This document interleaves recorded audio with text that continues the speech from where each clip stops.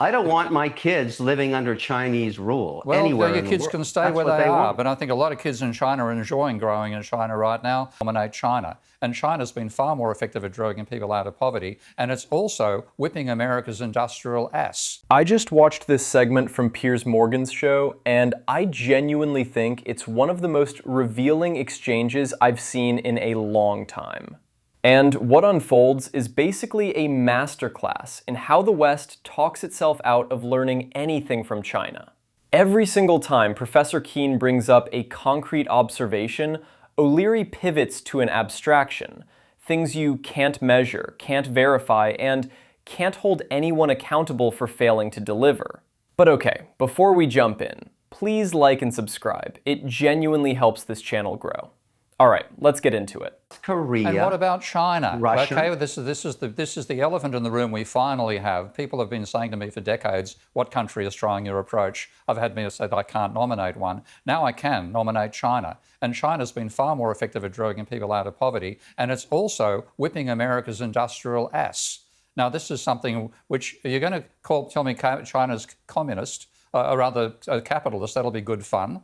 It's the one country which is focused upon redistribution, raising the poor up, and extending the services the vast majority of the public achieve. You might not know of you probably know of John Kenneth Galbraith. One of his most famous comments was to talk about America being characterized by private affluence and public squalor. And that really is the state of America. China's gone the opposite direction. It wants public affluence as well as private affluence. It showed the combination works. Now, that is completely against the narrative you're giving. Okay, let's just sit with what Keen actually said here, because it's the thing that almost never gets said on Western television. He's not making a moral argument. He's not saying China is virtuous or America is evil. He's making an observational one. China has been more effective at drawing people out of poverty. This is just true. It's the largest poverty reduction in human history. Hundreds of millions of people in one generation. Under the system O'Leary is about to tell you is the enemy of human flourishing. China is far ahead compared to America's industrial capacity. Again, just true. Steel production, shipbuilding, versus solar panels, batteries, drones, 5G infrastructure, high-speed rail. The list is so long now that you either acknowledge it or you're just not serious. And then he brings in Galbraith's line about America, private affluence and public squalor, which is devastating because it names something everyone can see but no one in power wants to admit. You can be a billionaire in San Francisco and step over human feces on your way to your Tesla. You can have the greatest private wealth accumulation in history, and your bridges are crumbling, your trains don't run on time, and your electrical grid fails when it gets too hot or too cold. China went the other way. Public affluence, infrastructure that works, cities that function, high-speed trains that actually exist and run on schedule, subway systems that are clean, streets without tent encampments, and yes, private wealth too. This is not either or. That's the point. No, I don't agree. I think you brought up a very good point, though. There is only one large adversary to rival the success of the U.S. economy for 250 years with all of its faults. It's still the only country on earth where people will risk their lives drowning under barbed wire in a river to get into. The American dream is the primary export of the country. I don't see a lot of people I'm not going to begging call it a barbed to wire. live I in call them to China. get out of America these days. And when the Well, orange man I mean, is that's a it's the cute last place narrative, I but want it's to go, and I'm not 250 alone. years of success. There's never been an economy successful as the U.S., and it's still the #1 economy. If you gave me a choice, do I want to go live in China? I have no problem with the Chinese people.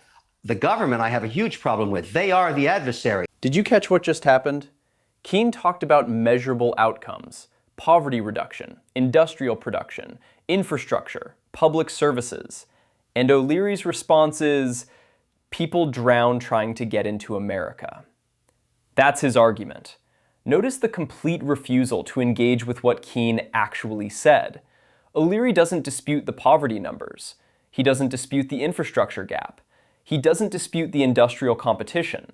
He can't. So he pivots to mythology. The American dream, barbed wire, freedom. These are not arguments. They're brand slogans, and they're designed to end conversations, not start them. Also, I don't see a lot of people trying to get out of America. Really? Because American immigration is up. Americans are retiring in Portugal, Mexico, Costa Rica, Thailand, everywhere they can afford to actually live. The difference is the people leaving America tend to have money and options, so it doesn't make for dramatic border footage. And then the mask fully drops. The government I have a huge problem with. They are the adversary. Not the system, not the outcomes, the government. As if the Chinese government is somehow separate from delivering the results Keen just described. As if you can hate the government and ignore that it's the same government that lifted 800 million people out of poverty and built 40,000 kilometers of high-speed rail. A physical inability to say, maybe they're doing something right. Two different thoughts about how a human lives. Yeah, Freedom and I of think China's speech been far more versus successful than America communism. has for the vast majority of its population. Chinese aren't the ones who are demonstrating against immigration laws like America's doing at the moment. China doesn't have masses of homeless people on the streets of its city. I've walked through Chinese and American cities, and I tell you which ones I find more comfortable. It's the Chinese, because I don't have to step over a homeless person every 5 metres. Now, that happens in London these days. It certainly happens in San Francisco. There is more discomfort with the political system in America amongst Americans than you'll find amongst the Chinese. This is the body blow. And you can feel the discomfort in the room when he says it. He's talking about daily life, what it actually feels like to walk through a city. Can you walk without stepping over homeless people? Do you feel safe? Do the trains work? Is there visible misery in the streets? And the answer for most Chinese people in cities across the country is that quality of life has improved dramatically and visibly. Meanwhile, in the West's flagship cities, San Francisco, Los Angeles, London, New York, you cannot walk a block without confronting the failure of the system to take care of its most vulnerable. And O'Leary has no response to this. None. Because there is no response. You can't argue with someone's lived experience of clean, safe, functional cities by saying, but freedom. Also, reread Keen's line about discomfort with the political system. There is more open discontent, more protest, more visible anger at the government in America right now than in China. That's just a fact. Americans broadly don't trust their institutions. They don't trust Congress, they don't trust the media, they don't trust each other. The country is coming apart at the seams. And Keen is right to point out that the average Chinese citizen does not share that level of alienation from their own society. Whether you attribute that to propaganda or genuine satisfaction, the outcome is the same. One population broadly believes their country is moving in the right direction. Well, I can't wait to see your home in Shanghai. That sounds great. Well, come and visit. Shanghai is Shanghai is an amazing city. It is, I did a documentary in Shanghai. Yeah. I mean, it is an incredible place to go. And I've been I lived in a fourth tier city for some time, only 4 million people, quite small by Chinese standards. And I spent about a month or two playing tennis with people there, going to have meals at local Chinese restaurants. There's a high quality of life at the average standard I of agree living. that people are fantastic, America has but that government extremely wealthy policy of people world and extremely domination. poor. And this, I don't want my kids living under Chinese rule well, anywhere your in the kids world. can stay That's where what they are, want. but I think a lot of kids in China are enjoying growing in China right now. And conversations I have with ordinary Chinese people for quite a wide range of lifestyles. Listen, they I don't love see these they don't have the anecdotal- adversarial attitude toward the government that you have. Look, America I seems like to live these in a anecdotal Hollywood stories, script but I have a version few of the world myself. rather than where it actually is. Kevin with the cheap shot. Can't wait to see your home in Shanghai. Classic. When you can't beat the argument, mock the person making it.